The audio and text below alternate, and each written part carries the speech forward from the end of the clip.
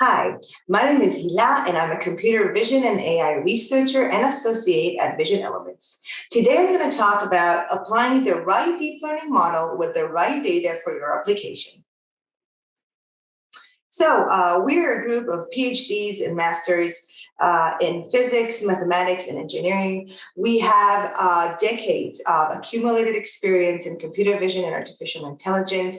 We have a large diversity of clients, small companies like startups and enterprises as well. The famous one are Medtronic, Philips, and Siemens. We give fast and seamless service, and we're based both in Israel and in the US. So what do we have on the agenda today? I'm going to talk about keynotes for an AI application, about data annotation considerations, about algorithmic approaches, additional types of data that we might want to consider using, various model types, and what to do with volumetric data.